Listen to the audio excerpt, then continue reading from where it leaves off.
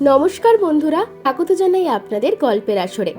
বাংলা সাহিত্যের গল্পের হীরকখনি থেকে তুলে আনা কিছু মণিমাণিক্যের সম্ভার নিয়ে তৈরি আমাদের গল্পের আসর।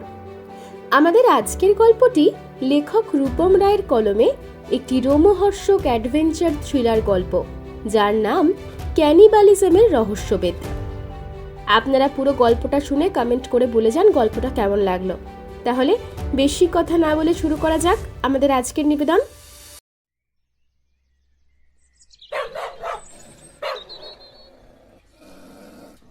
একটা না কুকুরগুলোর ঘেউ ঘেউ শব্দ শুনতে শুনতে সকালের কাঁচা ঘুমটা ভাঙতেই চোখে পড়ল ঘড়িতে সময় সকাল 7টা।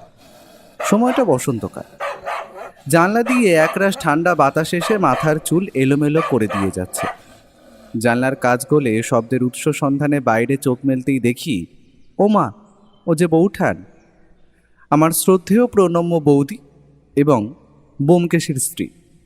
দূরে ওই মাজা পুকুরের ধারে বৌঠান কতগুলো পাড়ার কুকুরকে একটি করে গ্রাস পাকিয়ে ভাত খাইয়ে দিচ্ছে। খাইয়ে মানে নিজের সন্তানকে তার মা যেভাবে গ্রাস পাকিয়ে ভাত খাইয়ে দেয়, অনেকটা তেমনই বলা যায়। গেল বছর কলকাতা সহ বেশ কিছু অঞ্চলে যে তীব্র ঝড় বয়ে গিয়েছিল, তারই প্রভাবে এক মা তার তিনটি ছেলেকে নিয়ে আমাদের বাড়ির সামনে আশ্রয় নিয়েছিল। এরপর সেই 3 সন্তান বড় হয়েছে। মাটা কয়েক মাস আগেই মারা গেল। এদের মধ্যে 2 জনের সঙ্গিনী জুটেছে, তাদের সন্তান এসেছে। বাকি রইল এই সাদা গায়ে কালো ছোপের কুকুরটি। বেচারা আজও আমারই মতো অকৃততার। সে যাই হোক, বৌঠানের ভারী আনন্দ। দিনরাত এদের নিয়েই আজকাল পড়ে রয়েছে।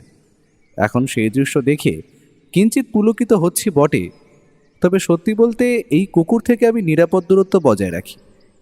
ভয় পাই, বড্ড ভয়। বৌঠান অবশ্য আমায় ওদের সাথে আলাপ করিয়ে দেওয়ার চেষ্টা করেছে, কিন্তু আমি যতটা পারি দূরেই থাকি। ব্যোমকেশ অবশ্য এদের বেশ ভালোই বাসে। তবে সকাল সকাল এই কুকুরদের নিয়ে অযথা কথা না বাড়িয়ে বরং যাই, পুটিরামকে বলে কড়া করে একটু চা বানিয়ে জলযোগটা সেরে। বিছানা ছেড়ে উঠতেই যাচ্ছি, ঠিক সেই সময় ঘরের দোরে কেউ যেন সজোরে কড়া নেড়ে উঠল। একটা গলা শুনতে পেলাম। ব্যোমকেশ বাবু, বাড়ি আছেন? সত্যিই তো, ও বাড়ি আছে কিনা আমি তো নিজেও তা জানি না। বৌঠান তখনও কুকুরদের খাবার পরিবেশনে মত্ত। অগত্যা আমি বিছানা ছেড়ে উঠে দাঁড়িয়ে সোজা দরজার দিকে এগিয়ে গেলাম। একবার ডাইনিং হলের দিকে আর চোখে তাকিয়েও দেখলাম, না, ও নেই। তবে খবরের কাগজটা অযত্নে নিতান্ত অবহেলায় সোফার একদিকে পড়ে রয়েছে। আবারও দরজার ওই প্রান্ত থেকে ভেসে এলো এক গম্ভীর পুরুষ কণ্ঠ। শুনছেন? বলি, বাড়িতে কেউ আছেন? আসছি বলে আমি দরজাটা খুলতেই দেখি এক বছর 50-এর ভদ্রলোক সেখানে দাঁড়িয়ে রয়েছে। পরনে খদ্দেরের পাঞ্জাবি, সাদা ধুতি, মাথার সামনেটা বেশ খানিকটা টাক। 2 ধারে যেটুকু চুল অবশিষ্ট রয়েছে সেগুলোতেও বার্ধক্য থাবা গেনেছে। চেহারাটা খানিকটা ভারীর দিকেই বলা যায়। আমি তাকে প্রশ্ন করলাম, আপনি কোথা থেকে আসছেন? নমস্কার, আমি প্রবোধরঞ্জন ঘোষাল, নিবাস চালডিহি। একটি বিশেষ প্রয়োজন হেতু ব্যোমকেশ বাবুর কাছে আগমন। আপনি কি? আমি না বলতেই যাচ্ছি, ঠিক সেই মুহূর্তে সিঁড়ির ওপর জুতোর মচমচ শব্দ শুনে তাকিয়ে দেখি শ্রীমান ব্যোমকেশ ঘরের দিকে আসছে। আমায় দেখে চোখের ইশারা করে ঠোঁটে আঙুল দিয়ে চুপ থাকার নির্দেশ করে উপরে উঠতে উঠতেই বলল, আর বলো না ভাইয়া, শহরটা দিন দিন কেমন যেন হয়ে যাচ্ছে। চারিদিকে কলিশন, যুদ্ধ, অনাহার। এভাবে চললে বেশি দিন আর শান্তিতে থাকা যাবে না হে। তড়িৎ গতিতে ভদ্রলোক পেছনে ঘুরতেই ও সিঁড়ির শেষ ধাপে পা দিয়ে উঠল। মহাশয় মার্জনা করবেন, আপনাকে চমকে দিতে চাইনি। আমি পেশায় একজন লেখক, আর উনি এই যে এতক্ষণ যার সঙ্গে কথা বলছিলেন, উনি স্বনামধন্য সত্যান্বেষী। আপনি বোধ করি ওনারই দর্শন প্রার্থী। ওর কথা শুনে আমি বেশ হকচকিয়ে গেলাম। ব্যাটা বলে কি, একেবারে নাম পরিচয় সব বেমালুম পাল্টে দিল। কিন্তু কেন? তাছাড়া এই 7 সকালে এসে গিয়েছিলই বা কোথায়? যদিও এই মুহূর্তে জিজ্ঞেস করার কোনো অর্থ হয় না, তাই নাম বদলের এই সুপ্ত কারণকে কার্যত উপেক্ষা করেই আমি একটা সৌজন্যমূলক হাসি হেসে বললাম, আগে নমস্কার, আমি সেই ব্যক্তি আপনি যার দর্শন প্রার্থী। বললাম বটে, তবে বিষয়টা যদি নিছক মজার হয় তাহলে আমার আর কিছুই বলার নেই। তবে সত্যিই যদি কোনো কারণ থেকে থাকে, তবে এমন ধারা ব্যবহার ওর কাছ থেকে মোটেই অপ্রত্যাশিত নয়। হাতের ইশারায় প্রবোধবাবুকে সোফায় বসতে বলে ও ওরফে আমার নামধারী অজিতকে বলল, আপনারা কথা বলুন, আমি পুটিরামকে 3 কাপ চা করতে বলে আসি। এখনো পর্যন্ত সবটা ঠিক আছে, তবে বৌঠান যদি ফিরে এসে আমায় ঠাকুরপো বলে সম্বোধন করে তাহলেই হয়েছে। পুটিরামকে নিয়ে তেমন কোনো সমস্যা নেই, কারণ সে আমায় আর ওকে দুজনকেই দাদাবাবু বলেই সম্বোধন করে থাকে। আমায় এইবার ওর ভূমিকায় অবতীর্ণ হতে হবে, তাই গলায় স্বভাবোচিত গাম্ভীর্য এনে সামনে বসে দরদর করে ঘামতে থাকা প্রবোধবাবুকে প্রশ্ন করলাম, আচ্ছা, এই চালডিহি গ্রামটা ঠিক কোথায়? ব্যোমকেশবাবু, এটি বীরভূমের একটি প্রত্যন্ত গ্রাম। আমার পরিচয় তো আপনাকে আগেই দিলাম, এইবার আগমনের হেতু বলবো। আসলে আপনাকে আমার বিশেষভাবে প্রয়োজন। আমি অভয় দিয়ে বললাম, আপনি আগে আপনার প্রয়োজনটা তো জানান, এরপর না হয় আমি ভেবে দেখব।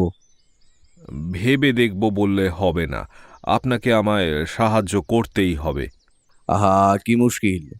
আপনি কেন এসেছেন সেটা তো বলুন।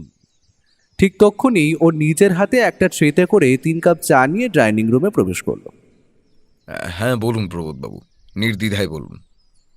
চায়ের ট্রেটা টেবিলে নামিয়ে বলে উঠল, অর্থাৎ এই মুহূর্তে যে আমার ভূমিকায় অযথায় অবতীর্ণ হয়েছে।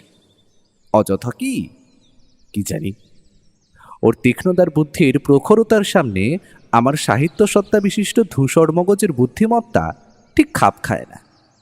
যাক সেসব। প্রবোধবাবু খানিক সময় ইতস্তত করে চায়ের কাপটা হাতে তুলে নিয়ে শুরুত করে একটা চুমুক দিয়ে খানিক ধাতস্থ হয়ে আমতা আমতা করে যেটা বললেন, সেটা শুনবো বলে মোটেই প্রস্তুত ছিলাম না। আপনি ভূতে বিশ্বাস করেন ব্যোমকেশবাবু? প্রশ্নটা আমায় করা হলেও উত্তরটা ভেসে এলো আসল ব্যোমকেশের মুখ থেকে। বিশ্বাস কিংবা অবিশ্বাস যাই করে থাকি, তবে ভূত মানি আর নাই মানি। ভূতত্ত্বে বিশ্বাস কিন্তু অটুট। ঠিক বুঝলাম না অজিতবাবু, ভূতের সাথে ভূতত্ত্বের কি সম্পর্ক? ভূতত্ত্ব অর্থাৎ এই নশ্বর দেহ যে শাস্ত্র মতে মৃত্যুর পরে ওই ভূতত্ত্বেই মিলিত হয়। পঞ্চভূত মানে আকাশ, মাটি, জল, বাতাস এবং আগুন, এই 5 তত্ত্বে মিলিত হলেই তবেই না আত্মা মুক্তি পায়। তো আপনার এই ভূত কি বায়ুরূপে দেখা দেয়? খানিকটা ঠিক। শুনতে পাই কারা যেন ফিসফিসিয়ে কথা বলে চলেছে। রাত নামলেই হোটেলের বাইরে একপাল কুকুর জড়ো হয়ে দরজা আঁচড়াতে কামড়াতে থাকে। আমি যদি চুপ থাকি তাহলে ব্যাপারটা মোটেই শোভনীয় দেখায় না, তাই অগত্যা আমিও বলে উঠলাম, হোটেল, বাতাসে ফিসফিসানি, কুকুরদের রাত নামলে জমায়েত, সবটাই ভৌতিক হলেও ঘটনাটা ঠিক কি ঘটেছে যদি খোলসা করে বলেন প্রবোধবাবু, তাহলে আমাদের একটু বোধগম্য হয় আর কি। তাছাড়া ভৌতিক কেসে আমিও বা আপনাকে কিভাবে সাহায্য করতে পারি বলুন তো? তাছাড়া হোটেলটা কি আপনার? আমার কথা শুনে ও বলে উঠল, পঞ্চভূতে বিলীন সকল বস্তু যে রহস্যর জন্ম দেয় ভায়া। যে কোনো হত্যা বা হত্যাকারীকে শনাক্ত করতে গেলেও যে এই পঞ্চভূতেরই সাহায্য নিতে হয়। তাই আমার মতে প্রতিটি ঘটনাই ভৌতিক। কারণ না, অপরাধের বীজ এই পঞ্চভূতের দ্বারা সৃষ্ট শরীরেই রোপণ হয়, আবার তদন্ত চলার সময় নানান সূত্র যে এই পঞ্চভূতেই পাওয়া যায়। খাঁটি কথা বলেছেন অজিতবাবু। এইবার তবে বলতে আজ্ঞা হোক, আপনি ঠিক কোন ধরনের বিপদের কারণ হেতু আমাদের কাছে ছুটে এসেছেন? বিপদ বলে বিপদ, মহা বিপদ। আসলে আমাদের গ্রামে আমার বসত বাড়ি ছাড়াও বেশ কিছু জমি এবং ছোট ঘর রয়েছে। রয়েছে মাছের ফাঁড়ি। তেমনই একটি জমিতে টিনের চাল দেওয়া একটি একতলা বাড়ি আমি তৈরি করিয়ে রেখেছিলাম। বাড়িটা বানিয়েছিলাম মূলত ভাড়া দেওয়ার উদ্দেশ্যেই। তবে গ্রামের দিকে কেই বা বাড়ি ভাড়া নিতে আসে? যদি শহর থেকে গ্রামের স্কুল বা পোস্ট অফিসে কেউ ট্রান্সফার হয়ে আসে, তখন সে বাড়ি ভাড়া খোঁজে। আগে ওই বাড়িতে একজন অঙ্কের মাস্টারমশাই থাকতেন। তখনও অবশ্য সেটি আজকের অন্নপূর্ণা হোটেল হয়ে ওঠেনি। উনি কলকাতায় ট্রান্সফার হয়ে চলে আসার পর একটা অদ্ভুত ঘটনা ঘটে। কি ঘটনা? আমার সমস্যার মূল কারণ এবং সূত্রপাত এই ঘটনার পর থেকেই শুরু হয়েছিল ব্যোমকেশবাবু। আপনি সবটা আমাদের নির্দ্বিধায় বলুন, কোনো রকম সংকোচ করবেন না। আজ থেকে ঠিক ১.৫ বছর আগের ঘটনা। এক তপ্ত দুপুরে বারান্দায় রাখা আরাম কেদারায় বসে আমি রেডিও শুনছিলাম। ঠিক সেই সময় এক কেতাদুরস্ত ব্যক্তি আমাদের বাড়ির সামনে এসে উপস্থিত হন। এতটা বলে প্রবোধবাবু পকেট থেকে এক বাক্স সিগারেট বের করে বললেন, ধূমপানের বড্ড আবশ্যকতা অনুভব করছি, কিছু মনে না করলে। না, মোটেই না। আমরাও ধূমপান করি, তাই বিশেষ কোনো সমস্যা নেই। আমার কথা শুনে নিশ্চিন্ত মনে তিনি একটি কাঁচি সিগারেট ঠোঁটে গুঁজে বাক্সটা আমাদের দিকে এগিয়ে দিলেন। আমরাও একটি করে সিগারেট তুলে নিয়ে তাতে আগুন ধরালাম। এক মুখ ধোয়া ছেড়ে প্রবোধবাবু ঠিক যা যা বললেন সেটি আমি আপনাদের সামনে একটি গল্পের আকারে তুলে ধরলাম। নমস্কার, আমি কি প্রবোধ রঞ্জন ঘোষালের সাথে কথা বলছি? ইজি চেয়ারের দুলুনি থামিয়ে হাত বাড়িয়ে রেডিওটা বন্ধ করলেন প্রবোধবাবু। হ্যাঁ, আমি প্রবোধ রঞ্জন ঘোষাল। আপনাকে তো ঠিক আপনি আমায় চিনবেন না, মাস্টার বিনয় গাঙ্গুলিকে চেনেন নিশ্চয়ই। হ্যাঁ, ওই তো অঙ্কের মাস্টার, চিনি তো। উনিই তো আগে আমার একটি বাড়িতে ভাড়া। আগে হ্যাঁ, আমি ওনার একজন নিকট আত্মীয় হই। সম্পর্কে আমি ওনার শালাবাবু। কি সৌভাগ্য! আসুন, ভেতরে আসুন। আহা, এটা আগে বলবেন তো। না না, এত ব্যস্ত হবেন না প্রবোধবাবু, আমার বসার মতো হাতে সময় নেই। আসলে কলকাতায় আমার নিজস্ব হোটেলের ব্যবসা ছিল। ছিল বলছেন কেন? ইস্ট ইন্ডিয়া কোম্পানির আমলে রাজকর না দিতে পারলে কি হয় সে কি আপনার অজানা প্রবোধবাবু? শিয়ালদহ স্টেশন সংলগ্ন স্থানে ওই খাবারের হোটেলটিতে এক সকালে গোড়া সাহেবের দল এসে জানতে পারল হোটেলটিতে লাভ বেশ ভালোই হচ্ছে। সেই তুলনায় সরকারি তহবিলে খাজনার পরিমাণটাও যথেষ্ট নয়, অন্তত তাদের এটাই মত। যখন শুরু করেছিলাম তখন বিষয়টা এতটা জটিল ছিল না, ফলে আমার সাথে তাদের বচসার জেরে হোটেলটি বন্ধ হয়ে যায়। তাই আমি চাইছিলাম যদি এই গ্রামে আপনার ওই ঘর ভাড়া নিয়ে একটা দোকান খোলা যায় আর কি। ভাতের হোটেল? আগে হ্যাঁ প্রবোধবাবু। উত্তম প্রস্তাব। এদিকে সত্যি বলতে তেমন কোনো খাওয়ার হোটেলও নেই। আপনার এমনতর উদ্যোগে অনেকেই উপকৃত হবেন বলেই আমার ধারণা। তাহলে মানে আপনি অনুমতি দিচ্ছেন? আলবাত। তবে হ্যাঁ, ভাড়া কিন্তু মাসে 50 টাকা, আগেই বলে দিলুম। ভাড়া নিয়ে আপনাকে ভাবতে হবে না, মাসের শুরুতেই পেয়ে যাবেন। আচ্ছা, আপনার নামটা যে জানালেন না? এই দেখেছেন, এতক্ষণ কথা বলছি অথচ নামটাই বলা হয়নি। অধমের নাম শ্রীমান জ্যোতিরঞ্জন পাকরাশি, নিবাস হাওড়া জেলার শালকিয়া গ্রাম। বেশ বেশ। তবে এখনই জায়গাটা দেখতে যাই, কি বলেন? আমি কাল থেকেই কাজ শুরু করব। পাকের হোটেলের দুজন কর্মচারী রয়েছে বুঝলেন, তারাই শুরুটা করবে, তারপর দেখা যাক কি হয়। ঠিক আছে, আপনি দাঁড়ান জ্যোতিবাবু, আমি এক্ষুনি পোশাক বদলে আসছি। তা এরপর কি হলো প্রবোধবাবু? টানা কথা বলার পর খানিক সময় ধাতস্থ হয়ে তিনি আধ বোঝা সিগারেটটি ছায়দানিতে গুঁজে আমাদের দিকে এক ঝলক চেয়ে নিয়ে আবারও বলতে শুরু করলেন। হোটেল ব্যবসা রমরমিয়ে চলতে লাগলো মশাই।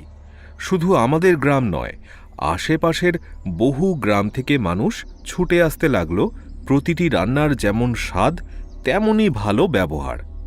জ্যোতিবাবু কাউকে না বাসি কিংবা আগের দিনের রয়ে যাওয়া খাবার খাওয়াতেন না। যা বেঁচে যেত সবটাই গ্রামের কুকুরদের দিয়ে দিতেন। নিরীহ অবলা পশুদের প্রতি তার এক আলাদাই ঔদ্ধর্য ছিল মশাই। খাবারের গুণমান যেমন উন্নত তেমনই তার স্বাদ। আহা, অন্নপূর্ণা হোটেলে যেন স্বয়ং মা নিজে এসে সকলের মুখে অন্ন তুলে দিয়ে যাচ্ছেন। এমনভাবেই বেশ চলছিল জানেন। ঠিক এমন একটা সময় ওই হোটেলের দুইজন প্রাক্তন কর্মচারী হঠাৎ করে গায়েব হয়ে গেল। জ্যোতিরঞ্জনবাবু জানতে পারলেন এক রাতে ক্যাশ বাক্স থেকে সমস্ত টাকা চুরি করে রাতের আঁধারে তারা মিলিয়ে গিয়েছে। থানায় জানানো হয়নি? হয়েছিল ব্যোমকেশবাবু, কিন্তু তেমন ফল হয়নি। ওদের গ্রামের বাড়িতেও খোঁজ করা হয়েছিল, কিন্তু তারা সেখানেও যায়নি। মাঝে কেটে যায় বেশ কিছু মাস। এই কয়েক মাস জ্যোতিরঞ্জনবাবু সমস্ত কাজ নিজের হাতেই করেন, রান্না থেকে হিসেবের কাজ, খাবার পরিবেশন করা থেকে এঁটো বাসন ধোয়া সবটা। এই সময় সকলে একটা বিষয় খেয়াল করল। কি বিষয় প্রবোধবাবু? খাবারের মান, বিশেষ করে মুরগির মাংস এতটাই সুস্বাদু হতে শুরু করলো যে ধীরে ধীরে আরও মানুষের জমায়েত হতে লাগলো। কিন্তু এইভাবে আর কদিন। একসময় বেশ কিছু মাস আগে আবারও তিনি কোথা থেকে দুজন লোককে নিয়ে এসে কর্মচারী রূপে নিযুক্ত করেন। তবে এইবার ঘটল আরেকটা ঘটনা। কি ঘটনা প্রবোধবাবু? খানিকক্ষণ দম নিয়ে তিনি আবার বলতে শুরু করলেন। মানুষের স্বাভাবিক রুচিবোধ বদলে হঠাৎ করে তার পরিবর্তন ঘটেছে, এমন ঘটনা বিরল না হলেও একটা দোকানে মানুষ কাতারে কাতারে ভিড় জমাতে লাগলো শুধু একটিমাত্র পদ খাওয়ার জন্য।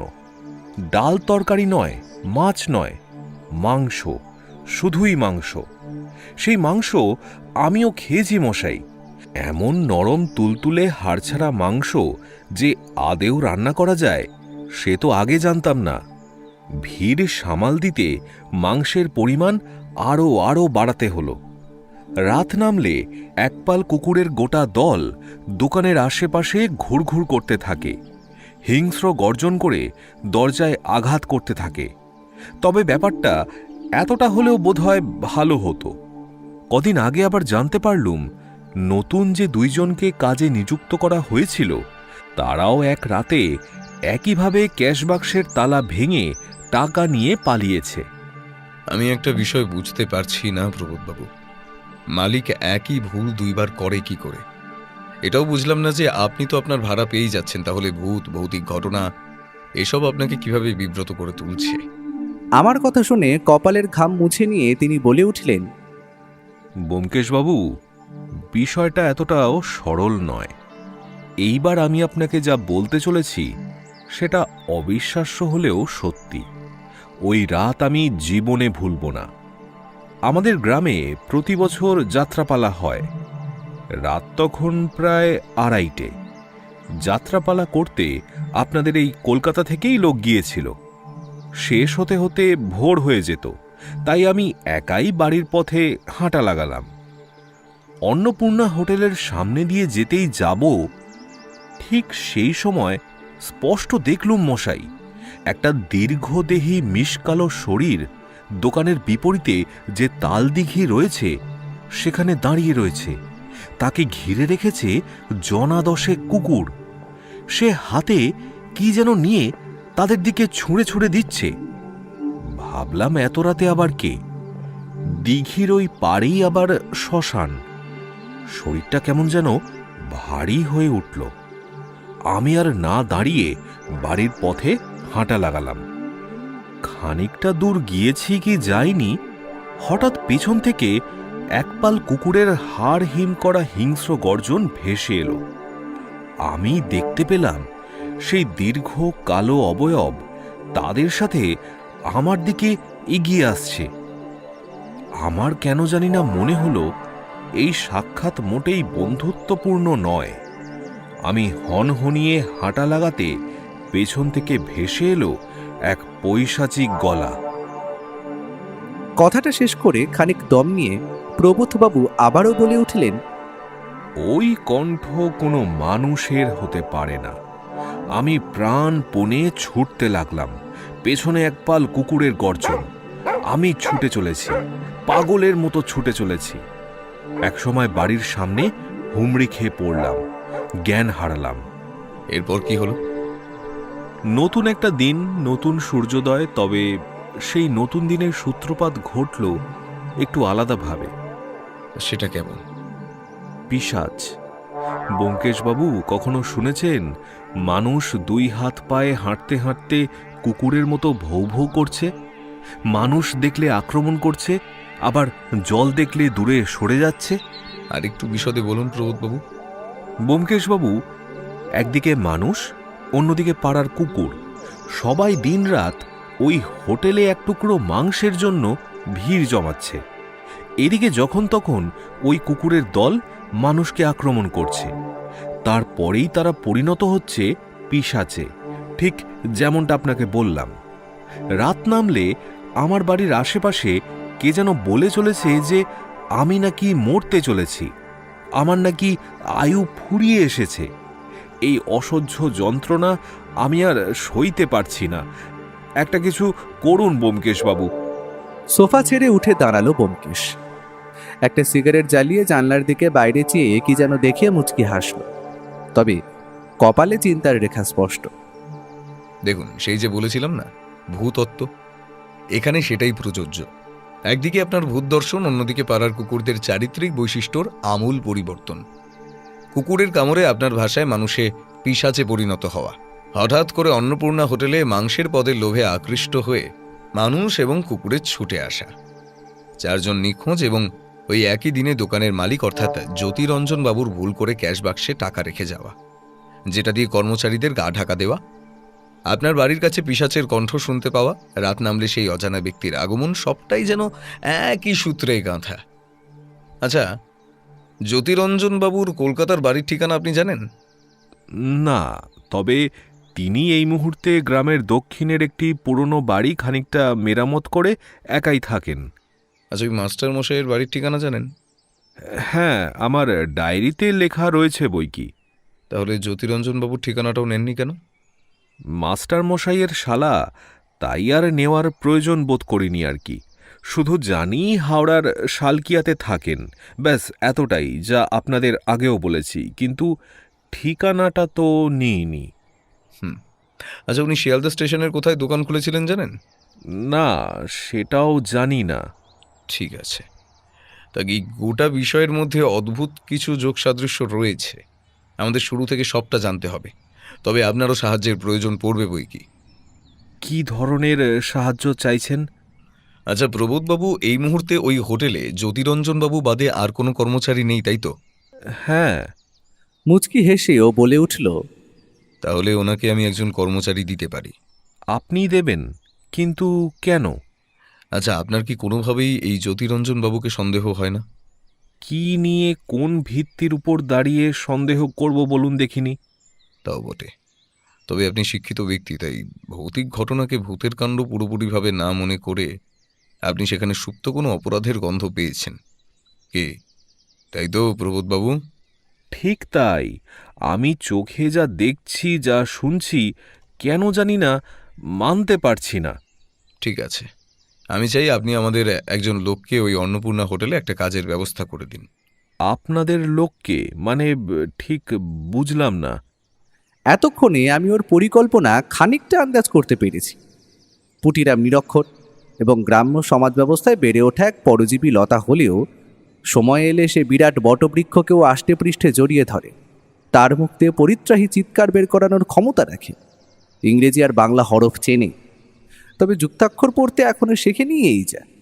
তাছাড়া নয় নয় করে হলেও পুঁটিরামদা বছর 40 এই বাড়িতে রয়েছে। ওর কাজের সাথে আমার থেকেও আগে সে পরিচিত হয়েছে। ও বলে উঠল, আমি যাকে দেব তাকে আপনি বলবেন যে আপনার কোনো এক দূর সম্পর্কের আত্মীয়ের বাড়িতে এতকাল সে ভৃত্যরূপে নিযুক্ত ছিল। উনি গত হওয়ার পর তার কাজের প্রয়োজন, তাই তাকে আপনি হোটেল দেখাশোনার কাজে বহাল করতে নিয়ে এসেছেন। আচ্ছা, আপনি যে কলকাতায় আসছেন সেটা কি জ্যোতিবাবু জানেন? আগে না। ব্যাস, তাহলে তো সমস্যা মিটেই গেল। আপনি একটু বসুন, আমি পুটিরামকে সবটা বুঝিয়ে বলে নিয়ে আসছি। কথাটা বলে ও রান্নাঘরের দিকে হন হন করে হাঁটা লাগালো। আমি এতক্ষণ চুপই ছিলাম। ওর ভূমিকায় অবতীর্ণ হওয়া 4টিখানি কথা যে নয়, এই আমার পরম শত্রুও জানে বই কি। অগত্যা কিছু না বললেই নয়, তাই গলা খাকারে দিয়ে আমি বলে উঠলাম, আসলে ওকে ভালোভাবে প্রশিক্ষণ দিয়েছি, যাতে আমার অনুপস্থিতিতে ও সেই ধরনের কেসে নিজের মতো করে তদন্ত চালাতে পারে আর কি। আসলে ওই তো আমার উত্তরসূরি। সে তো বটেই, সে তো বটেই। কিন্তু অজিতবাবু কোথায় গেলেন? ওই আমার দেওয়া প্রশিক্ষণে পুঁটিরামকে প্রশিক্ষিত করতে। কথাটা ব্যঙ্গের ছলে বললেও ভদ্রলোক ধরতে পারলেন বলে তো মনে হয় না। আমি এরপর তাকে বললাম, আপনি বরং আমায় মাস্টার বিনয় গাঙ্গুলির বাড়ির ঠিকানাটা একটু লিখে দিন, এতে আমারই কাজের সুবিধে হবে। তিনি তৎক্ষণাৎ হ্যাঁ নিশ্চয়ই গোছের একটা জবাব দিয়ে পকেট থেকে ছোট্ট একটা ডায়েরি বের করে আর একটি খালি সাদা কাগজ তার ভেতর থেকে ছিঁড়ে নিয়ে তাতে গোটা গোটা অক্ষরে বিনোদ মাস্টারের ঠিকানাটা লিখে দিলেন। রান্নাঘর থেকে মাঝে মধ্যেই টুকরো টুকরো কথা ভেসে আসছে, এই যেমন পার্বণী, তোমারে কে দেখবে, বিপদ হইলে কি হইব, এই ধরনের নানান কথা আর কি। খানিক সময় বাদে সিঁড়ির ওপর কারোর চলার শব্দ শোনা গেল। তারই সাথে দরজার ফাঁকে দেখা গেল একজোড়া নিষ্পাপ চোখ। বৌঠানের সবচেয়ে প্রিয় সারমেয়টি প্রতিদিনই তাকে খাবার শেষ করার পর ঘর অবধি পৌঁছে দিয়ে যায়। আজও তার ব্যতিক্রম হয়নি। তবে তাকে দেখে প্রবোধবাবু রীতিমতো সোফার উপর পা দুটো ওপরে তুলে বললেন, ওরে বাবা, এখানেও সেই? ঠিক তখনই বৌঠান ঘরে প্রবেশ করে প্রকৃত ঘটনা না জানলেও পরিস্থিতির গুরুত্ব বুঝতে পেরে তার প্রিয় সারমেয়টির ঘাড়ে মাথায় হাত বুলিয়ে বলে উঠল, উনি আবার ভয় পাচ্ছেন যে। তুই এখন নিচে যা, আমি তো ঘরে পৌঁছে গেছি, আর কোনো সমস্যা নেই। সারমেয়টি দুই পায়ে খাড়া হয়ে দাঁড়িয়ে আর দুটি পা দিয়ে বৌঠানের শাড়ির আঁচল চেপে ধরতেই সে তার মাথায় হাত বুলিয়ে দিল। এতক্ষণে নিশ্চিন্ত হয়েছে সে। কাপড় থেকে দুই পা নামিয়ে ধীরে ধীরে সিঁড়ি বেয়ে নিচে নামতেই বৌঠান প্রবোধবাবুকে উদ্দেশ্য করে বলল, চিন্তা নেই, ও খুব ভালো, কামড়ায় না। প্রবোধবাবু ভারী কাঁচুমাচু মুখ করে বললেন, ভয় পেতাম না, এখন পাই ভীষণ ভয়। এদিকে আমি মনে মনে প্রমাদ গুনছি, এই না আমায় ঠাকুরপো বলে ডেকে বসে। ঠিক সেই সময় পুঁটিরামকে সাথে করে ও ডাইনিং হলের দিকে এগিয়ে এলো। বৌঠানকে দেখে অদ্ভুত এক হাসি হেসে বলে উঠল, রদবদলের খেলায় স্থানান্তরণ ঘটেছে বৌঠান। যে কানা সেই যে কৃষ্ণ কানাইয়া। আবার এক্কা বোনের বিবি গোলামকেও টেক্কা দিয়ে রাজাকে ছিনিয়ে নিয়েছে। বড় মজার সেই খেলা। ওর এই কথার মাথা মুন্ডু কিছুই বুঝলাম না বটে, তবে বৌঠান মুচকি হেসে বললে, তবে রাজাকে কি এক্কাবনের বিবি টেক্কা দিতে পারে, আমার প্রিয় ঠাকুরপো? কথাটা বলেই সাথে সাথে সে ভেতরে চলে গেল। এদিকে গোবেচারা আমি শুধুমাত্র দন্ত বিকশিত করা ছাড়া আর কি প্রতিক্রিয়া দেব ঠিক বুঝতে পারলাম না। এই যে পুটিরামকে নিয়ে এলাম, সব বুঝিয়ে বলা আছে, শুধু একটাই অনুরোধ, একটু চোখে চোখে রাখবেন।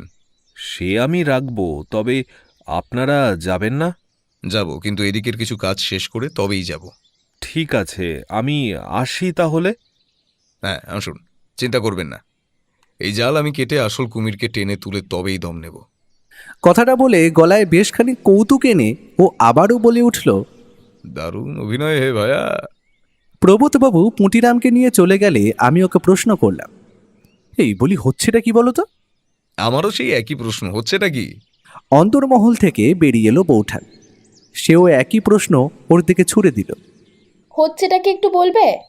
আমিও তো সেই একই কথাই ভাবছি প্রাণপ্রিয় সখী। তোমরা তো জানোই আমি সকালে বেরিয়ে গিয়েছিলাম। হ্যাঁ সে তো জানি, কিন্তু কোথায় গিয়েছিলে? খবরের কাগজটা পড়ে দেখেছ? না, আজ তেমন সুযোগ করে উঠতে পারিনি। মুচকি হেসে কাগজটা হাতে তুলে নিয়ে বিশেষ একটি শিরোনামের দিকে আমার দৃষ্টিপাত করালো সে। আমি খবরটা পড়তে শুরু করলাম।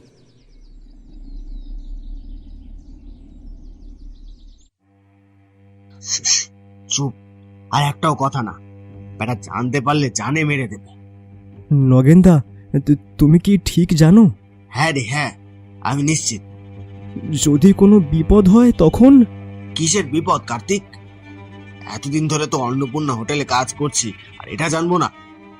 হ্যাঁ তাও বটে, তবুও যদি ধরা পড়ি তাইলে ওই চশমাখোর কিন্তু রক্ষে রাখবে না। এমনিতে বেটা হার কেপ্পন, এত বছর হলো কাজ করছি, কিন্তু মাইনে বাড়াতে বললেই বলে কিনা কার্তিক মাস গেলে 3-3টে টাকা দিচ্ছি, এটাই অনেক। হ্যাঁ, গেল মাসে আমিও মাইনে বাড়াতে বলেছি। আর কদিন খদ্দেরদের এটো গেলাস বাসন মেজে রইব বলতে পারিস? হ্যাঁ নগেনদা, একদম ঠিক বলেছ, কিন্তু দোকানের দরজা ভেঙে ঢুকলে লোকে সন্দেহ করবে না? দূর বোকা, দরজা ভাঙবো কেন শুনি? সেই ব্যবস্থা আছে। এই তোর এই নগেনদা কাঁচা কাজ করে না কার্তিক। কি উপায় শুনি? কার্তিকের কথা শুনে কালো মেঘে ঢাকা আকাশটার দিকে খানিক সময় উদাস চোখে চেয়ে রইল নগেন।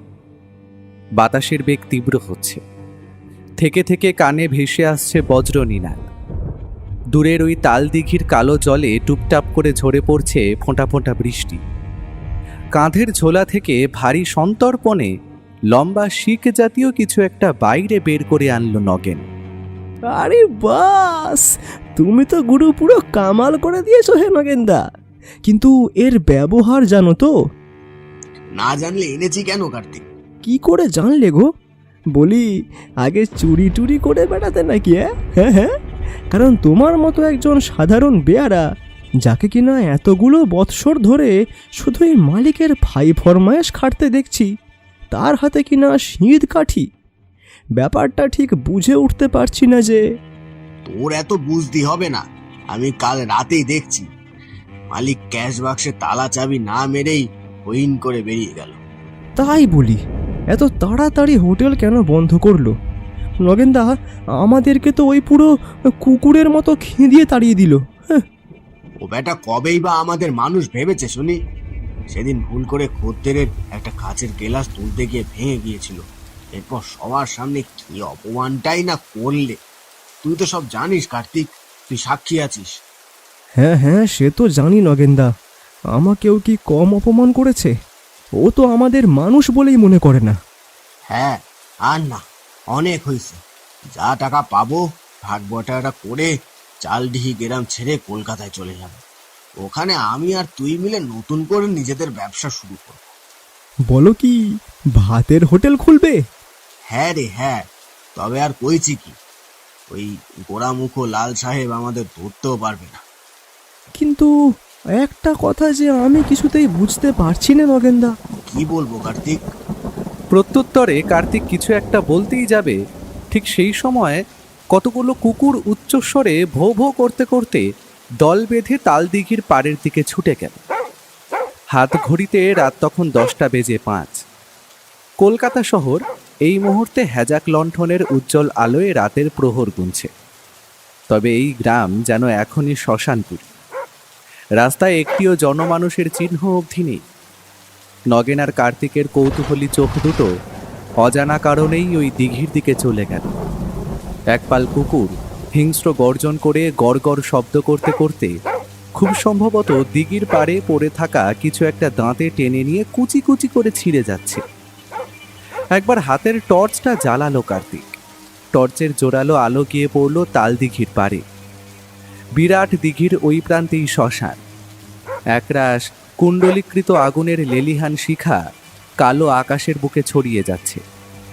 মাথার ওপর সপাটে একটা রামচাঁটি খেতেই সম্বিত ফিরল কার্তিকে। আরে বেটা করছিস, টর্চের আলো দেখলে লোকটা কৌতূহল হয়ে উঠবে না? তাছাড়া এত রাতে এখানে আমরা যে কাজ করতে এসেছি সেটা জানতে পারলে লোক পিটিয়ে ছাতু করে ফেলবে যে। আরে না গো না, এখন আবার লোক কই শুনি? আরে বোকা, এখানে কেউ নেই, কিন্তু শ্মশানে চিতা জ্বলছে। তার মানে হোক না হোক শ্মশান যাত্রী কিংবা নিদেন পক্ষে হারুডোম তো রয়েছে। বেটা ঘোরের লোক। আরে নগেনদা, তুমিও তো ভয় পেওনি। এত দূর থেকে টর্চের আলো চোখে পড়বে না, কিন্তু কুকুরগুলো যে কি নিয়ে টানাটানি করতেছে সেটাই তো বুঝতে পারছি না। তোর জেনে কি হবে শুনি? মালিক কুকুরের মতন ব্যবহার করে বলে তুইও ওদের দলে নাম লেখাবি নাকি রে? খাবারের ভাগ বসাচ্ছে বলে তুই বুঝি খুব রাগ ধরেছে? নগেনদা, নগেনদা, ভালো হবে না কিন্তু বলে দিচ্ছি। তুমি কিন্তু আমারে অপমান করতেছো। এটাই ঠিক, এটাই চাই। শরীর আর এক ফোঁটাও রক্ত, মানুষের রক্ত থাকলে কাজটা চটজলদি করে ফেল। আরে সে না হয় করব, কিন্তু যেটা বলতেছিলাম, বলছি মালিক সন্ধ্যার আগেই কেন হোটেল বন্ধ করে দিল আজকে? শীতকাঠিটা দরজার সামনে গেঁথে খানিকটা মাটি তুলে পাশে রেখে একবার গর্তের দিকে চাইল নগেন। বেশি ঘুরতে হবে না, ওই তো মেঝে চোখে পড়ছে। বাহ, তাইলে তো ভালোই নগেনদা। হ্যাঁ, সংক্ষিপ্ত উত্তর দিয়ে আবারও শীতকাঠিতে সজোরে মাটির মধ্যে গেঁথে খাবলা করে মাটি তুলে নিয়ে দোকানের বাইরে রাখল সে। মাথার ঘাম পুঁছে নিয়ে নগেন বলে উঠল, দুপুরবেলা ওই যে পাড়ার রবিকে বলতে শুনেছিলাম আজ তার ছেলের বিয়ে, তো মালিককে নিমন্ত্রণ করতে এসেছিল। আমি জানি ওই বিয়ে বাড়ি গেছে গা। পুকুটে মন্ডা মিঠাই খাওয়ার লোভ কি আর ছাড়তে পারে? ও তাই বলো। আচ্ছা, ওই ক্যাশ বাসকে যে চাবি দেওয়া নাই সেটা তুমি ঠিক করে দেখেছো তো নগেনদা? হ্যাঁ রে হ্যাঁ, আমি ঠিক দেখেছি, নইলে এত বিপদের ঝুঁকি নিয়ে কাজে নামতে যেতুম না। আবারও ঝপঝপ শব্দে শীত কাঠি দিয়ে খোঁচাতে খোঁচাতে আরও গভীর গর্তের সৃষ্টি করল নগেন। ঠিক যেন মাটির নিচে সরু গুপ্ত রাস্তা। কুকুরগুলো তখনও দল বেঁধে আয়েশ করে কি যেন চিবিয়ে চলেছে, মাঝে মধ্যে ঘেউ ঘেউ করে উঠছে। হ্যাঁ, এইবার পথ পেয়েছি। আমি আগে আগে যাচ্ছি, পিছন পিছন তুই আয়। তবে হ্যাঁ, মাথা বাঁচি, কাজ হয়ে গেলে পর মাটির সমস্ত জায়গাটা ভরাট করে দিতে হবে, ঠিক যেমনটা আগে ছিল, মনে থাকে যেন। কথাগুলো বলতে বলতে নগেন দুই হাত পায়ে প্রশিক্ষিত সৈন্যের মতো গুঁড়ি দিতে দিতে মাথাটা গলিয়ে ধীরে ধীরে এগোতে লাগলো। কুকুরগুলো বাতাসে নাক টেনে কি যেন একবার শুঁকে নিল। হঠাৎ তারা সমস্বরে আকাশের দিকে মুখ করে ভৌ শব্দে ডেকে ওঠে অন্নপূর্ণা হোটেলের দিকে তেড়ে ধেয়ে আসতে লাগলো। ততক্ষণে নগেন দোকানের ভেতর ঢুকে পড়েছে। বাইরে থেকে কানে ভেসে আসছে খুটখাট শব্দ। কার্তিকের শুরু থেকেই ওই একদল কুকুরগুলির ওপর অকারণে কৌতূহল জন্মে গিয়েছিল। পরে ভেবে দেখল যে শ্মশানে দাহ কাজ শেষের পর মৃতদেহের অংশ আর ছাই জলে ভাসিয়ে দেওয়া হয়, সেগুলোর কোনো একটাতেই ভাগ বসিয়েছে তারা। তবে এমন হিংস্র আর আক্রমণাত্মক হয়ে উঠতে এদের তো আগে দেখেনি সে। রাস্তার ধুলো উড়িয়ে তারা দল বেঁধে ছুটে আসছে। কার্তিক তাদের দিকে টর্চের আলো ফেলতেই তাদের দুই চোখ যেন দপদপ করে জ্বলে উঠল। তাদের মধ্যে একজন দাঁতের ফাঁকে কি যেন কামড়ে ধরে রেখেছে। এই বেটা, বাইরে কি করছিস? ভেতরে আয়। হোটেলের ভেতর থেকে চাপা গলায় ভেসে এলো নগেনের গলা, কিন্তু কার্তিক মুখ দিয়ে একটাও সারা শব্দ করতে পারল না, কারণ ততক্ষণে তাকে দুই দিক থেকে গোল করে ঘিরে ধরেছে কমপক্ষে 10 থেকে 12টা কুকুর। সবচেয়ে অদ্ভুত বিষয়, তাদের প্রত্যেকের মুখে খেলা করছে ভয়াবহ পৈশাচিকতা। প্রত্যেকের সদন্ত বাইরে বের করে রয়েছে, প্রত্যেকের ঠোঁটে লেগে রয়েছে টাটকা লাল রক্ত, জিভটা বাইরে বের করা, সেখান থেকে টপ টপ করে ঝরে পড়ছে লালা রস। এই এই হুশ হুশ, পালা, যা পালা পালা পালা। অস্ফুটে কাপা কাপা গলায় বলে উঠল কার্তিক। সবার আগে যে হৃষ্টপুষ্ট কুকুরটা ছুটে আসছিল সে ধীরে ধীরে আরো খানিকটা কাছে এসে দাঁড়ালো। মুখ দিয়ে টুপ করে কিছু একটা খসে পড়ল তার। এতক্ষণে সেদিকে চোখ গেল কার্তিকের। একটা শুকনো কাটা হাতের পাতা, হাতের দুটি আঙুল নেই। খুব সম্ভবত এই কুকুরগুলোর মধ্যে কারোর পেটে গিয়েছে। এতক্ষণে কার্তিক বুঝেছে তারা ঠিক কি নিয়ে নিজেদের মধ্যে টানা হ্যাচড়া করছিল। ভয় পেল সে, ভীষণ ভীষণ ভয়। তাদের মুখ দিয়ে বেরিয়ে আসছে তীক্ষ্ণ গড়গড় শব্দ। একটু একটু করে কার্তিককে চারিদিক দিয়ে ঘিরে ধরে এক দুর্ভেদ্য প্রাচীরের সৃষ্টি করেছে। এই কি হলো? ভেতরে আয়, বাইরে দাঁড়িয়ে রয়েছিস যে বড়। আবারও ভেতর থেকে নগেনের চাপা গলা ভেসে এলো। কার্তিকের উত্তর পেল না বটে, তবে তারও এইবার কানে ভেসে এলো একপাল কুকুরের হিংস্র গর্জন। এ বাঁচাও, এ নগেনদা, এ আমারে বাঁচাও, আরে নগেনদা বাঁচাও আমারে, ওরে আমারে বাঁচাও। ব্যাস, এতটাই বলার সুযোগ পেল সে। পরক্ষণেই দোকানের ভেতরে থাকা নগেন শুনতে পেল কার্তিকের আর্ত চিৎকার। না না, আ আ আ আ আ। হিংস্র কুকুরগুলো ঝাঁপিয়ে পড়েছে তার উপর, আঁচড়ে কামড়ে ক্ষতবিক্ষত করে দিচ্ছে নগেনের গোটা শরীর। কার্তিকের গোটা শরীর থেকে ঝরে পড়ছে ফোঁটা ফোঁটা রক্ত। চোখের সামনে একটু একটু করে নেমে আসছে মৃত্যুর রোমশ জাল, ঠিক যেন মাকড়সার জালে বন্দি এক নিরুপায় শিকার। ঠিক সেই সময় তার দুই পায়ে একটা হ্যাঁচকা টান পড়তেই কার্তিক মুখ থুবড়ে মাটিতে লুটিয়ে পড়ল। মুহূর্তের মধ্যে গর্তের ভেতর থেকে বেরিয়ে এলো দুটি হাত। মুষ্টিবদ্ধ হাতে তার কি যেন ধরা রয়েছে। চকিতে বাতাসে ছড়িয়ে পড়ল লাল রঙের ঝাঁঝালো পাউডার জাতীয় কিছু। দোকানের মধ্যে থেকে বেরিয়ে এলো নগেনের অস্ফুট কণ্ঠ। চোখ বন্ধ করে রাখ কার্তিক, শরীরের ভার ছেড়ে দে, আমি তোকে ভেতরে টেনে নিচ্ছি। নগেনদা, হ্যাঁ রে রে, আমি লঙ্কার গুঁড়ো ছড়িয়ে দিয়েছি, আর বাছাধনগুলো বুঝবে ঠেলা। ঠেলা বুঝলো বটে, বাইরে ওই একপাল কুকুরদের মধ্যে শুরু হলো হুটোপাটি। তাদের চোখে লঙ্কার গুঁড়ো লেগে তারা উন্মাদ কুকুরের মতো ভৌ ভৌ শব্দে চিৎকার করতে করতে দোকান ছেড়ে বেশ খানিকটা নিরাপদ দূরত্বে সরে গেল। আর ঠিক তখনই কার্তিক অনুভব করলো দুটি হাত যেন পরিত্রাতা রূপে তার দুটো পা চেপে ধরে গর্তের ভেতর দিয়ে সোজা ভেতরে টেনে নিল। এই এই কার্তিক, তাকা আমার দিকে, চোখ মেলে তাকা। কার্তিক, এই কার্তিক। কথাগুলো যেন অনেক দূর থেকে ভেসে আসছে, তবে সেই গলা তার বড্ড পরিচিত। কার্তিক, কার্তিক, তোর কিছু হবে না। এই কাজটা সেরে আমি তোকে সদর হাসপাতালে নিয়ে যাব, চিকিৎসা করিয়ে সুস্থ করে তুলব। এক অস্পষ্ট কালো অবয়ব ক্রমাগত কার্তিকের শরীর ধরে নাড়িয়ে চলেছে।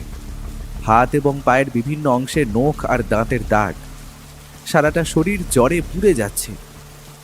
অদ্ভুত এক ঘোর লাগা চোখে কার্তিক বলে উঠল, জল, একটু জল। এতটা বলেই ঠিক কুকুরগুলোর মতোই এক হাত জিভ বাইরে বের করে লালা ঝরাতে লাগলো। বাইরে থেকে আবারও কুকুরদের গড়গড় শব্দ শোনা গেল। সেরেছে, আবার ফিরে এলো। যদি গর্তের ভেতর দিয়ে দোকানে চলে আসে, না, এটা হতে দেওয়া যায় না। কিন্তু একটা বিষয় আমি কিছুতেই বুঝতে পারছি না, গ্রামের কুকুর, চেনা কুকুর যারা আমার গায়ের গন্ধ চেনে, তারা আক্রমণ করলো কেন? হ্যাঁ, কুকুর পাগল হয়ে গেল এটা ঠিক, তবে একসাথে সবাই, না, এটা যে বড়ই অস্বাভাবিক। কথাগুলো নিজের মনে বিড়বিড় করতে করতে রান্নাঘরের দিকে এগিয়ে গেল নগেন। হঠাৎ একটা নির্দিষ্ট জায়গার দিকে চোখ যেতেই থমকে দাঁড়ালো সে। ভাড়ার ঘরের ঠিক পাশে দোকানের একদম ভেতরে রয়েছে আরও একটি তালাবন্ধ ঘর। সাধারণত ঘরটা বন্ধই থাকে, মালিকের নিষেধ রয়েছে যে। এই ঘরে নাকি নানান জিনিসপত্র, যেমন হাঁড়ি, কড়াই, আঁশবটি থেকে শুরু করে আগে ব্যবহৃত হতো এমন বহু জিনিস মজুত রয়েছে। এমনকি চাল, ডাল, আটা এসবও রয়েছে। রোজ খুব ভোর থাকতে কাজে লাগবে এমন জিনিস তিনি নিজেই বাইরে বের করে আবারও তালা লাগিয়ে দেয়। কেউ আজ পর্যন্ত না এই ঘরে ঢোকার অনুমতি পেয়েছে, আর না কেউ ঢুকতে পেরেছে। যদিও এই ঘরে নিয়ে তারও কখনো তেমন মাথা ব্যথা ছিল না, তবে আজ এক অদ্ভুত গা গুলিয়ে ওঠা গন্ধ যেন তার নাকে এসে ধাক্কা মারছে। খুব ভোরে মালিক নিজেই দোকান খোলেন এবং নিজের হাতেই বন্ধ করে। মাঝের সময়টুকু ওই ক্যাশ বাক্সের টেবিলটাতে বসে থাকে।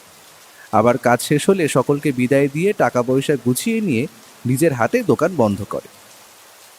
তবে আজ দোকান বন্ধ করার আগে নিজের চোখে দেখেছে নগেন, ক্যাশ বাক্স থেকে একটিও টাকা তিনি বের করেননি। এই একটা ব্যাপারে তারও বেশ খটকা লাগছে। বন্ধ থাকা দরজার ভেতর থেকে একটা গা গুলিয়ে ওঠা গন্ধ আবারও তার নাকে এসে ঝাপটা মারতে সে এক ছুটে রান্নাঘরের দিকে গিয়ে প্রথমেই নীল গামলায় জমানো জলে পাশে পড়ে থাকা ঘটি ডুবিয়ে এক ঘটি জল তুলে নিল। জলটা হাতে নিয়ে কার্তিকের দিকে যেতেই যাবে, ঠিক সেই মুহূর্তে দোকানের ভেতর থেকে এক হিংস্র পাশবিক গর্জনে কেউ যেন গড়গড় করে উঠল। এ কি, ওরা বুঝি ভেতরে চলে এলো? তাহলে তো সর্বনাশ হয়ে যাবে। পকেট থেকে কাঁপা কাঁপা হাতে দেশলাইয়ের বাক্সটা বের করে একটা দেশলাই জ্বালাতে সে দেখতে পেল এক অপার্থিব দৃশ্য। কার্তিক ঠিক যেন একটা চার পেয়ে জন্তুর মতো গড়গড় করতে করতে জিভটা এক হাত বাইরে বের করে মাটিতে কি যেন নাক দিয়ে শুঁকতে শুঁকতে তার দিকেই এগিয়ে আসছে। কার্তিক, এই কার্তিক, কি হয়েছে তোর? এমন করছিস কেন শুনি? প্রত্যুত্তরে মুখ দিয়ে ভৌ ভৌ করে ডেকে উঠল কার্তিক। এক হাত সামনের দিকে আদেশের ভঙ্গিতে বাড়িয়ে দিয়ে হাতের ঘটিটা মাটিতে নামিয়ে তার দিকে আলতো করে ঠেলে দিল নগেন। জল ভরা ঘটির দিকে ঘাটটা একদিকে করে মুখ দিয়ে ঠিক যেন কুকুরের মতোই কুই কুই শব্দ করতে করতে এক দৃষ্টিতে চেয়ে রইল। তারপর দুই পায়ের পাতায় ভর করে হাঁটুটা সামান্য উঁচু করে হাত দুটো সামনের দিকে বাড়িয়ে দিয়ে নিজের শরীরটাকে টানতে টানতে সেদিকে নিয়ে গেল। এরপর চোয়াল দুটোকে মুখের মধ্যে টেনে ধরে সামান্য ঝুঁকে জিভ দিয়ে ঘটি ভরা জল চাটতে লাগলো। ভয়ে, ঘৃণায়, আতঙ্কে নগেনের সারা শরীর যেন শিউরে উঠল। বেশ খানিকটা সময় এইভাবে কেটে গেল। একটু একটু করে নগেন তারই ব্যস্ততার সুযোগ নিয়ে হোটেল ঘরের অন্ধকারে মিশে ক্যাশ বাক্সর দিকে এগিয়ে গেল। এক টানে বাক্সের ডালা টানতেই তার চোখ দুটো যেন লোভে চিকচিক করে উঠল। টাকা, হ্যাঁ টাকা। থরে থরে সাজানো 10 টাকার মোটা দুটো বান্ডি। দুই হাতে তুলে নিয়ে ওজন মেপে সে বলে উঠল, দুটো বান্ডিল মিলে কমপক্ষে 10,000 তো হবেই হবে। ব্যাস, কাজ শেষ। এবার বাকি কথাটা বলার আগেই হঠাৎ ঝন শব্দ করে কি যেন একটা কিছু মাটিতে পড়তে কার্তিক চোখ তুলে চাইল। ঢং শব্দ করে বেশ খানিকটা জল ঘটি শুদ্ধ মাটিতে পড়ে গেল। কার্তিক ঘুরে বসেছে। অদ্ভুত ভঙ্গিমায় দাঁত মুখ খিঁচিয়ে মুখ দিয়ে ক্রমাগত গড়গড় শব্দ করতে করতে তার দিকে দুই হাতে পায়ে ভর করে এগিয়ে আসছে। এতক্ষণে মাটিতে পড়ে থাকা জিনিসটা চোখে পড়েছে নগেনের। একটা চাবি, গোল লোহার আংটায় বাঁধা একটি মাত্র চাবি। মাথায় যেন বিদ্যুৎ খেলে গেল নগেন। কুকুর কামড়ানোর ফলেই কার্তিকের বোধহয় কিছু হয়েছে, কিন্তু সেটা ঠিক কি আমি জানি না। বাইরে হিংস্র কুকুর, ভেতরে আবার মানুষ রূপে কুকুর। বাঁচতে হলে ওই তালাবন্ধ ঘরেই ঢুকতে হবে। সব শান্ত হলে তারপর কার্তিককে মাথায় আঘাত করে অজ্ঞান করে বাইরে বেরিয়ে যাব। কিন্তু আক্রমণ করব কিভাবে? আপাতত তো বাঁচতে হবে। ওই চাবিটা সম্ভবত ওই ঘরে, হয়তো ওই অবধি আমায় পৌঁছাতে হবে যে করেই হোক। দুই হাতে পায়ে ভর করে বুকটা মাটিতে ঘষটাতে ঘষটাতে এগিয়ে আসছে কার্তিক। হঠাৎ কিছু একটা মনে হওয়ায় পকেট থেকে আবারও দেশলাইয়ের বাক্স বের করে আনলো নগেন। এই হুশ, যা যা দূরে যা। কথাটা বলতে বলতে একটু একটু করে ওই বন্ধ দরজার দিকে এগিয়ে যেতে লাগলো নগেন। কার্তিক কুকুরের মতো ভৌ ভৌ করতে করতে এগিয়ে আসতেই নগেন একটা দেশলাই জ্বালিয়ে তার দিকে ছুঁড়ে মারল। ভয়ে কুই কুই করতে করতে পিছিয়ে গেল সে। এক লাফে সেই দরজার কাছে দাঁড়িয়ে পকেট থেকে চাবিটা বের করে তালায় লাগাতেই যাবে, ঠিক সেই সময় মাটির ওপর দুই পায়ের ধপধপ শব্দ শুনে ঘুরে দাঁড়ালো সে। দেখতে পেল হিংস্র চিতা যেমনভাবে শিকারের দিকে ছুটে আসে, ঠিক সেইভাবে কার্তিক দুই হাত পায়ে ছুটতে ছুটতে তার দিকেই এগিয়ে আসছে। আবারও একটা দেশলাই কাঠি জ্বালাতে গেল সে। না, জ্বলছে না। একবার, দুইবার, তিনবারের চেষ্টাতেও যখন জ্বলল না, নগেন দ্রুত হাতে চাবি ঘোরাতে গেল। ঠিক সেই একই মুহূর্তে কার্তিক তার উপর হামলে পড়তেই দুজনে হুড়মুড়িয়ে সেই ঘরের ভেতর আছড়ে পড়ল। বাইরে থেকে কুকুরের ডাক আর শোনা যাচ্ছে না। বাতাসে অদ্ভুত একটা শীষের শব্দ ভেসে আসছে। কে যেন মুখ দিয়ে চুপচুপ করে শব্দ করে চলেছে।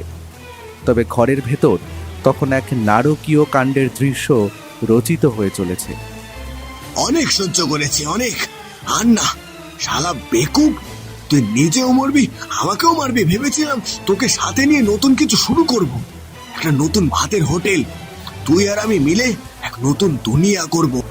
কিন্তু না, শালা মালিক তোকে কুকুর বলতো, ঠিক বলতো। সেই কুকুরের মতন কামড় খেয়ে নিজেও শেষমেশ কুকুর হয়ে গেলি আর আমার উপর আক্রমণ চালালি।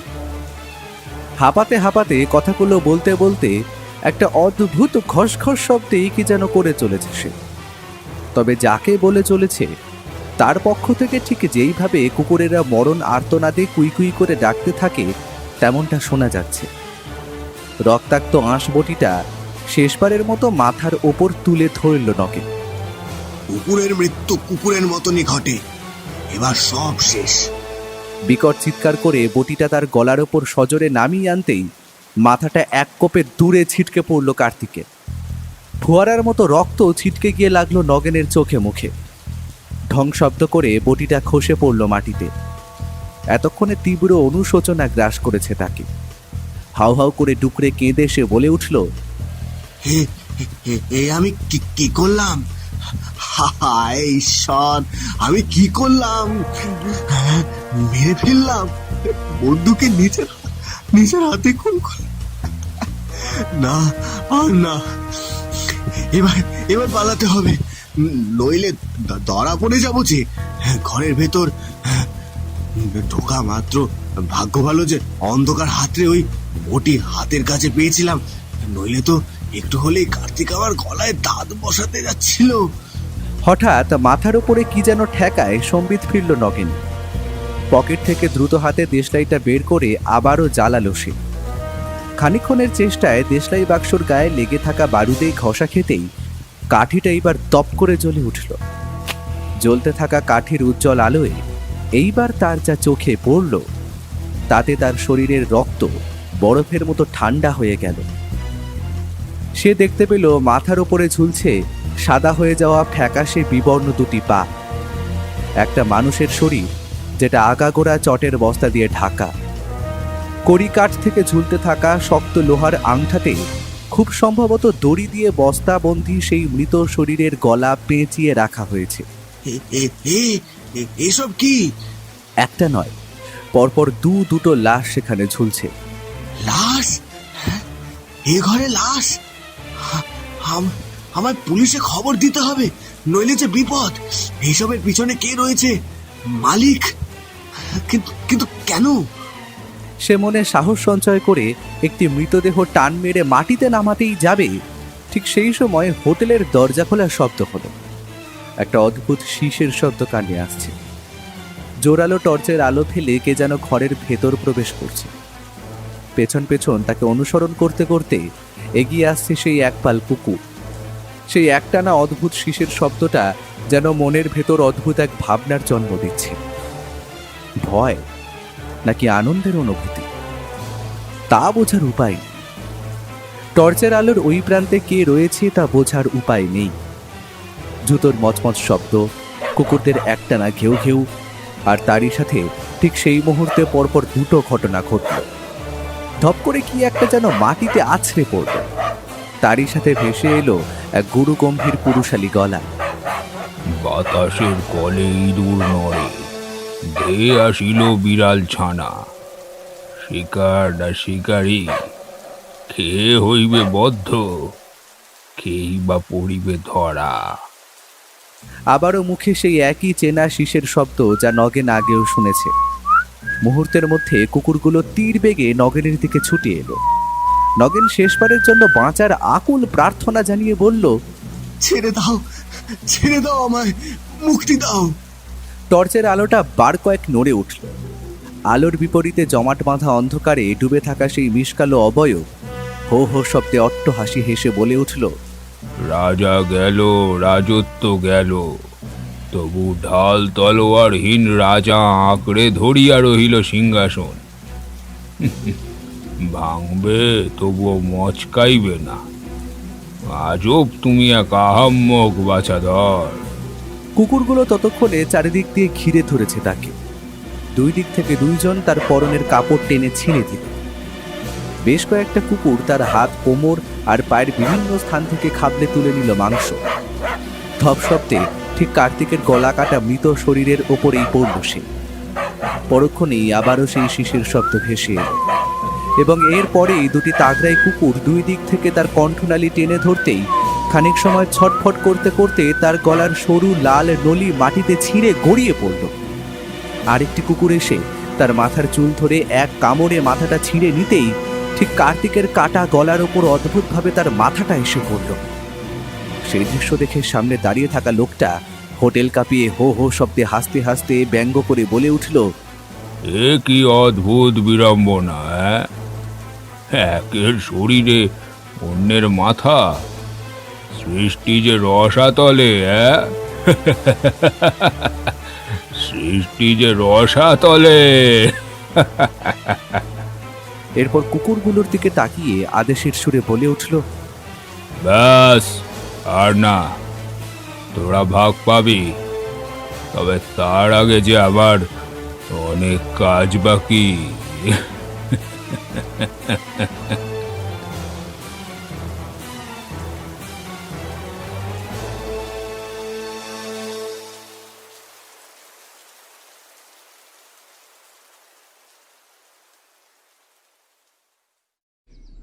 কলকাতার বুকে নতুন আতঙ্ক।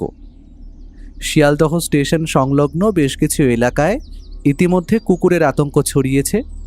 কুকুরের কামড়ে জলাতঙ্কে ইতিমধ্যে মৃত্যু ঘটেছে বেশ কিছু মানুষের। এমনকি কুকুরদের এমন ধারা আক্রমণাত্মক ব্যবহার এর আগে তেমন দেখা যায়নি। কুকুরদের কামড়ে যেসব মানুষ আক্রান্ত হয়েছে দেখা গিয়েছে তারা পরবর্তীকালে তাদেরই দলে ভিড়ে দুই হাত পায়ে ভর করে মানুষদের ওপর আক্রমণ চালাচ্ছে। এই বিষয়টি বর্তমানে লালবাজার থানার অন্তর্গত এবং তদন্ত এখনও চলছে। অনেকের মতে এটি ইস্ট ইন্ডিয়া কোম্পানিকে বিশ্বের দরবারে দোষী প্রমাণিত করার একটা চাল মাত্র। তবে জনগণের মধ্যে ধীরে ধীরে আতঙ্ক ছড়িয়ে পড়ছে। আপনাদের সকলের কাছে অনুরোধ, আপনারা এই ধরনের ঘটনা দেখলে অবশ্যই নিকটবর্তী থানায় খবর দেবেন। খবরের কাগজটা নামিয়ে রেখে বললাম, এটা তো চালডিহি গ্রামের ঘটনার সাথে হুবহু মিল রয়েছে। জ্যোতিবাবুর হোটেলটাও শিয়ালদাতেই ছিল, তাই না ভাইয়া? ঠিক তাই। এখন সেই হোটেল আবার প্রবোধবাবুর গ্রামে রয়েছে। জ্যোতিরঞ্জন বাবুই যে যুক্ত সেই কথার তো কোনো প্রমাণ দেখছি না আমি। ওনার হোটেল থাকার সাথে কুকুরদের স্বভাবগত পরিবর্তন সবটাই কি যুক্ত নাকি কাকতালীয়? সেটা জানার জন্যই তো বিধুবাবুর সঙ্গে দেখা করতে গিয়েছিলাম। তো কি জানতে পারলে? দেখো ভাইয়া, কুকুর পাগল হয়ে মানুষকে কামড়েছে, এতে কিন্তু কোনো অপরাধ ঘটেনি। তবে মানুষ যদি জলাতঙ্কে আক্রান্ত হয়ে মানুষকেই প্রতি আক্রমণ করে, তাহলে সেটা অবশ্যই অপরাধ। ধীরে ধীরে এই বিষয়টা ছড়িয়ে পড়ছে, তবে ছোট্ট একটা ক্লু আমাদের হাতে এসেছে। জ্যোতিরঞ্জনবাবুর হোটেলে কি যথেষ্ট পরিমাণে কর না দেওয়ার কারণে বন্ধ হয়েছে, নাকি এর পিছনে অন্য কোনো কারণ রয়েছে সেটাই জানার। তার আগে চলো বিধুবাবুকে নিয়ে একবারটি মাস্টারমশাইয়ের বাড়ি ঘুরে আসা যাক। ওনারই তো শালাবাবু ওই জ্যোতিরঞ্জন। যদি এটা সত্যি হয় তবে তার ঠিকানা পেতে বিশেষ বেগ পেতে হবে না। হ্যাঁ, সে না হয় গেলাম, তবে বৌঠানকে কিসব জানি ইশারায় বোঝালে সেটাই তো বুঝলাম না। খুব সহজ ধাঁধা হে। আমি কি বলেছিলাম? বলেছিলাম রদ বদলের খেলায় স্থানান্তরণ ঘটেছে বৌঠান। যে কানা সেই যে কৃষ্ণ কানাইয়া, আবার এক্কা বনের বিবি গোলামকেও টেক্কা দিয়ে রাজাকে ছিনিয়ে নিয়েছে। বড় মজার সেই খেলা, অর্থাৎ আমাদের ভূমিকা এবং নামের স্থানান্তরণ ঘটেছে। তুমি হয়েছি আমি, আর আমি হয়েছি তুমি। তাসের এক্কা গোলাম অর্থাৎ মানে তুমি। কিছু মনে করো না ভাইয়া, সবই যে খেলার নিয়ম। বিবি অর্থাৎ তোমার বৌঠান তোমায় টেক্কা দিয়ে আমায় অর্থাৎ রাজাকে ছিনিয়ে নিয়েছে। মানে আমার ইশারা তোমায় বুঝতে না দিয়ে নিজে ঠিক বুঝেছে। আমি আর এই নিয়ে বিশেষ কথা বাড়ালাম না। সোফা ছেড়ে উঠে দাঁড়িয়ে বললাম, তবে এই গোলামের সাথে রাজার যেতে আজ্ঞা হোক। বৌঠান একগাল হেসে হাতের তালুকে আশীর্বাদের ভঙ্গিমায় তুলে ধরে বলল, তথাস্তু, বিজয়ী ভব। মাথার উপরে গনগনে সূর্যের আঁচ উপেক্ষা করে আমি, ব্যোমকেশ এবং বিধুবাবু যখন হাওড়ায় প্রবোধবাবুর লেখা ঠিকানায় এসে পৌঁছলাম, হাতঘড়িতে তখন সময় প্রায় বেলা 12টা। এতক্ষণে হয়তো পুঁটিরাম সহ প্রবোধবাবু তার গ্রামে গিয়ে পৌঁছে গিয়েছেন। পুরনো একতলা বাড়িটাকে ঘিরে গজিয়ে উঠেছে আগাছার জঙ্গল। বেশ খানিকক্ষণ কড়া নাড়ার পর বাইরে বেরিয়ে এলেন এক 50 বৃদ্ধা। তোমরা কে বাবারা? কাকে চাই? মাস্টার মশাই বাড়িতে আছেন? প্রশ্ন করলেন বিধুবাবু। মাস্টার মশাই, তোমরা ওনার খোঁজে এসেছ? উনি যে কোথায় সে তো আমিও জানি নে বাবা। তোমরা কি পুলিশের লোক? না, আমরা ওনার পুরনো ছাত্র, কিন্তু উনি কোথায়? সেই একই প্রশ্ন তো আমারও। উনি কোথায়? চাকরি হারিয়ে একদিন বাড়ি ফিরলেন, বললেন ওনার প্রতিভা নাকি কেউ চিনতে পারেনি, ওনার উদ্দেশ্য নাকি মহৎ। এরপর একদিন না বলে কয়ে আমার কয়েকটা গাছের চারা দিয়ে বলে গেলেন পরিচর্যা করতে। আমিও করতে লাগলুম। এরপর এক রাতে উঠে দেখি উনি নেই। শেষ একটা চিঠি ছেড়ে গিয়েছিলেন, লিখেছিলেন আমি আসছি, অনেক কাজ বাকি, আমার খোঁজ করো না, পাবে না। তবে তোমার যাতে কোনো আর্থিক সমস্যা না হয় সেদিকে আমি খেয়াল রাখবো। মাসে মাসে মানি অর্ডারে টাকা আসে, কিন্তু উনি কই? আমি যে ওনার স্ত্রী, সেই কবে থেকে পথ চেয়ে রয়েছি। থানায় নিখোঁজ অভিযোগও দায়ের করেছিলাম। তাই ভাবলাম তোমরা হয়তো থানা থেকে এসেছো বাবা। শেষ যেই খামে মানি অর্ডার এসেছিল সেটা একবার দেখাতে পারবেন? ঠিক আছে, দাঁড়াও দেখি সেই খাম পাই কি না। বৃদ্ধা ভেতরে চলে গেলে ও ঝোপে ডাকা বাগানের দিকে এগিয়ে গেল। আসলে পরিচর্যার অভাব থাকলেও টবে বেশ কিছু নানান জাতের ফুল আর ফল ফুটে রয়েছে। সবই প্রায় চেনা, গোলাপ, টগর, রজনীগন্ধা, এমনকি জুঁই ফুলও রয়েছে। ও সেগুলো দেখতে দেখতে আরও খানিক সামনে এগিয়ে গিয়ে কয়েকটা বুনো লতাপাতা হাত দিয়ে সরিয়ে একটা মাঝারি আকারের গাছ থেকে একটি ডাল আর খানিকটা পাতা তুলে নিয়ে নাকের সামনে তুলে ধরে গন্ধ শুঁকে নিল। এরপর সেগুলো পকেটে চালান করে আবারও ফিরে এলো। ওখান থেকে কি নিয়ে এলে? বলবো, সময় এলে সব বলবো। তবে আমাদের এই মুহূর্তে বেশ কয়েকটা কাজ বাকি। পিশাচ ধরতে হবে না? পিশাচ? হ্যাঁ, মানুষরূপী পিশাচ। এই সমাজের কটূক্তি যাকে অন্ধ করে দিয়েছে বিধুবাবু। আচ্ছা, শিয়ালদহ স্টেশনের কাছে কয়েক মাস আগে একটি বাতের হোটেল বন্ধ হয়ে গিয়েছিল, আপনার মনে আছে? আলবাত আছে ব্যোমকেশবাবু। কারণটা কি ছিল বলতে পারবেন? দেখুন, ঘটনাটা নিয়ে বিশেষ কেউ মাথা ঘামায়নি।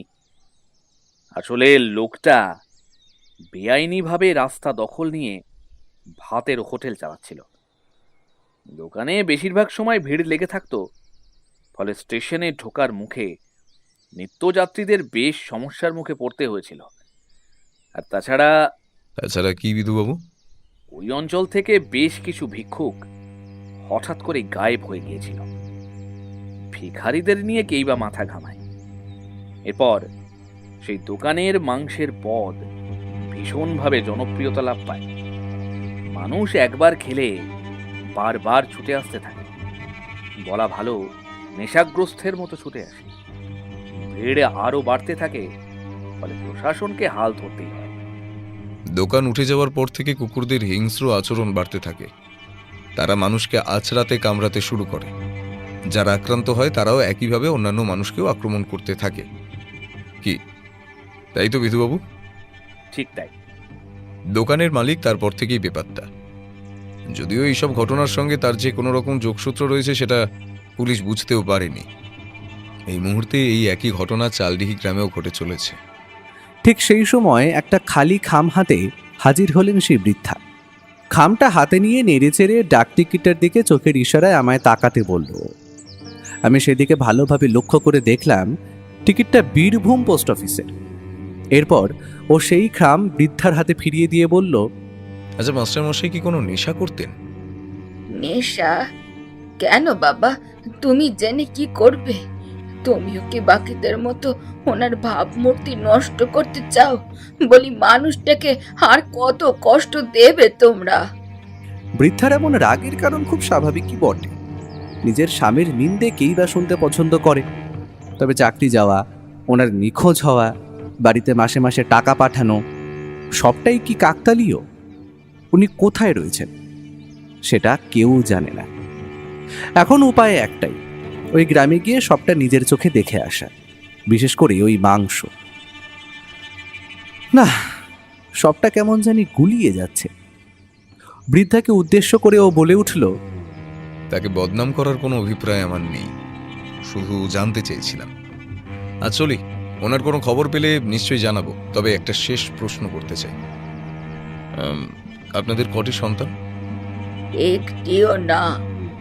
কথাটা বলে ওই বৃদ্ধা মুখের ওপর দরাম করে দরজাটা বন্ধ করে দিলেন। ঢং ঢং শব্দে ঘণ্টা বাজতে চালডিহি প্রাইমারি স্কুলের ছোট ছোট ছেলে মেয়েদের দলটা ক্লাসরুম ছেড়ে বাইরে বেরিয়ে এলো। খানিক আগেই আমরা এই গ্রামে এসে পৌঁছেছি। স্কুলের হেডমাস্টার অবনীবাবু কপালে জমে থাকা বিন্দু বিন্দু ঘাম পুছে নিয়ে ওকে উদ্দেশ্য করে বললেন, আর বলবেন না মশাই, উনি ভালো পড়াতেন, তবে ইদানিং কেমন যেন হয়ে উঠেছিলেন। টলতে টলতে স্কুলে আসতেন। সম্ভবত রাতের দিকে কোনো নেশায় আসক্ত হয়ে পড়েছিলেন। অনেক সময় তো ক্লাস চলাকালীন কেউ গোলমাল করলে তাকে অমানসিকভাবে বেধড়ক মার দিতেন। অনেক সময় তো আমি নিজে তাকে থামাতে ছুটে এসেছি মশাই।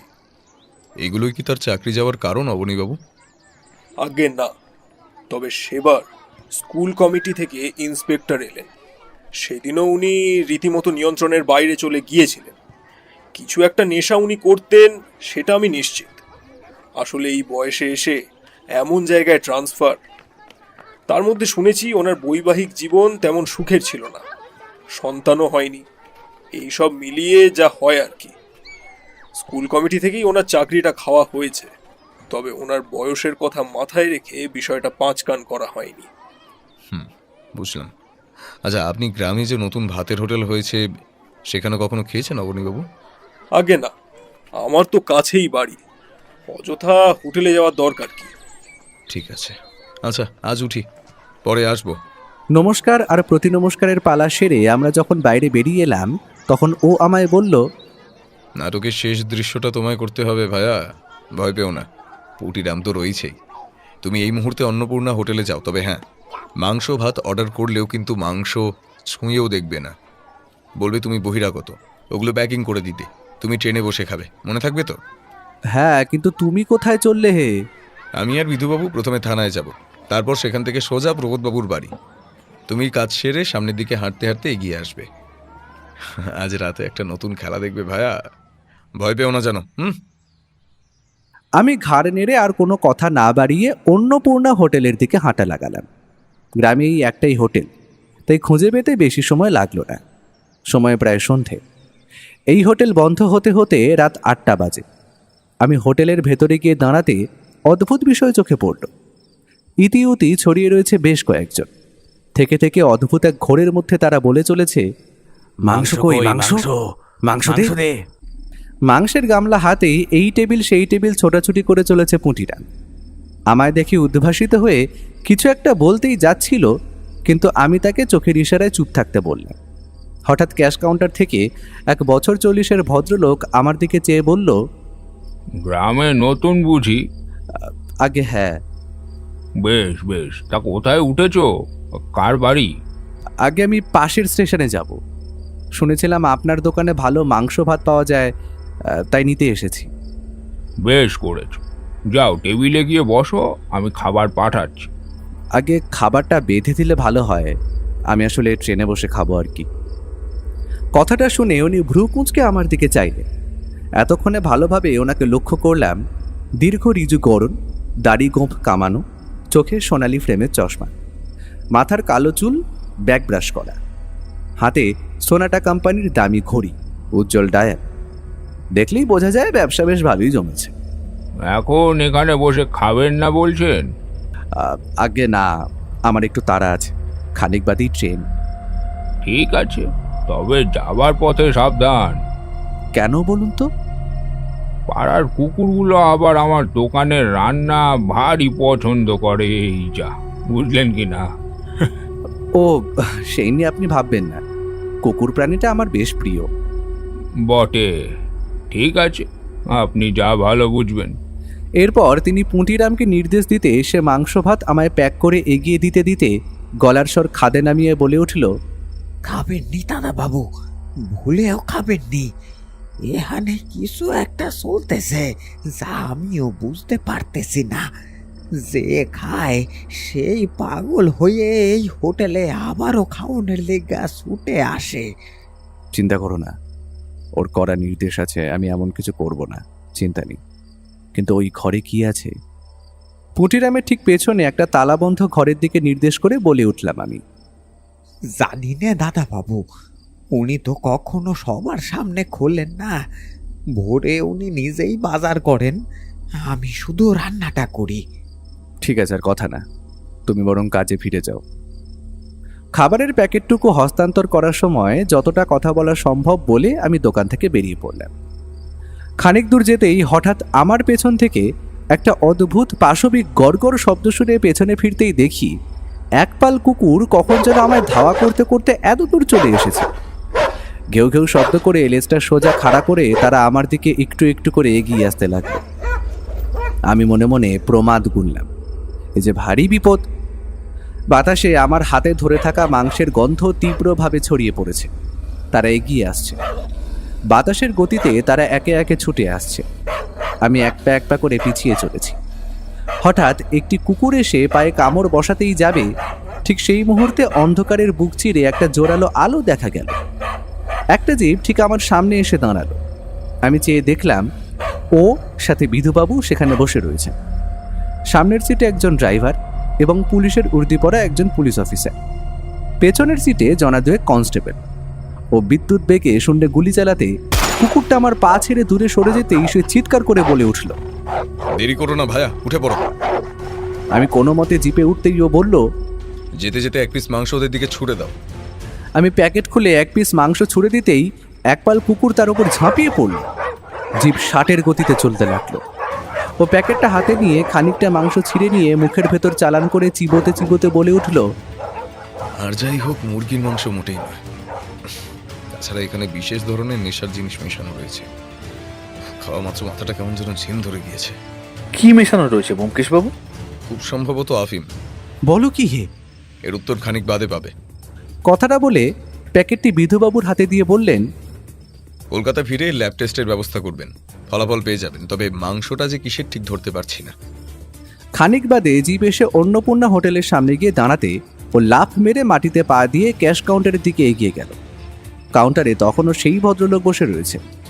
তড়িৎ গতিতে পুটিরাম এসে দরজা লাগাতে ওই প্রান্ত থেকে ভেসে এলো হিংস্র কুকুরের গর্জন। তারা ক্রমাগত দরজায় আঁচড়াতে কামড়াতে লাগলো। হোটেলের ভেতরের লোকগুলো বেঞ্চে শুয়ে তখনও ঝিমিয়ে চলেছে। ও তার রিভলভার মাস্টার বিনোদের কপালে ঠেকিয়ে বলে উঠল, আপনার খেলা শেষ। আপনি কুকুরকে আফিম খাইয়ে বশ করেছেন, এদিকে তারা মানুষকে কামড়ে জলাতঙ্ক রোগ ছড়িয়েছে। তাদের লালা রসে ওই আফিম তাদের শরীরেও গিয়েছে, ফলে তারাও একই সঙ্গে কুকুরের মতো আচরণ করেছে। আবার আফিমের নেশায় বুঁদ হয়ে মানুষকে আক্রমণও করেছে। আপনি চেয়েছিলেন লাভবান হওয়ার সঙ্গে সঙ্গে সমস্ত জীবকুলকে নিজের নিয়ন্ত্রণে আনতে। কিন্তু দুটো প্রশ্ন: এক, এগুলো কিসের মাংস? আর দুই, আপনার হোটেলে করতে আসা 4 জন মানুষ কোথায়? কথাটা বলে একটা চাবি ছুড়ে দিল আমাদের দিকে। একজন কনস্টেবলকে ইশারা করতে তারা ওই তালাবন্ধী দরজা খুলে মুখে হাত দিয়ে 2 পা পিছিয়ে এলো। আমি আর বিধুবাবু গিয়ে যা দেখলাম সেটা স্বপ্নেও ভুলব না। কড়িকাঠ থেকে একটি করে পরপর 4টি লোহার আংটা ঝুলছে। সেখানে টাঙানো রয়েছে একটি করে বস্তাবন্দি লাশ। তাদের শরীর যখন মাটিতে নামানো হলো, চোখে পড়ল তাদের বিভিন্ন জায়গা থেকে মাংস কেটে নেওয়া হয়েছে। মানুষের মাংস? ওদের সামনে ক্যাশ বাক্সে টাকা রেখে মনে লোভের সঞ্চার ঘটান, তারপর চুরি করতে এলে পোষা কুকুরগুলোকে লেলিয়ে দেন। আমি ঠিক না ভুল সেটা ওদের পোস্টমর্টম রিপোর্ট বলবে। প্রকৃত প্রতিশোধ যে আরো মর্মান্তিক বিনোদ ওরফে জ্যোতিরঞ্জন বাবু। এবার বাকি জীবনটা জেলের কালকুঠুরির আড়ালে বসে ভবিষ্যৎ পরিকল্পনা করবেন। কারণ যতদিন বাঁচবেন জানবেন আপনার দম্ভই বিনাশের কারণ। ইন্সপেক্টর, একে নিয়ে যান। আজকের মতো আমাদের গল্পের আসর এখানেই শেষ হলো। আপনারা এতক্ষণ শুনছিলেন লেখক রূপম রায়ের কলমে ক্যানিবালিজমের রহস্যভেদ। গল্পটা শুনে আপনাদের কেমন লাগলো এবং এই সিরিজের গল্প আরও শুনতে হলে কমেন্ট করবেন। আমরা আরও তাড়াতাড়ি এরকম অনেক গল্প আনবো, কথা দিচ্ছি। গল্পটা আশা করি খুব ভালো লেগেছে। খুব বেশি ভালো লাগলে সাবস্ক্রাইব করতে ভুলবেন না। না, জোরাজুরি নেই, ভালো লাগলে তবেই। তাহলে ভালোবাসা নেবেন সবাই, আর খুব ভালো থাকবেন।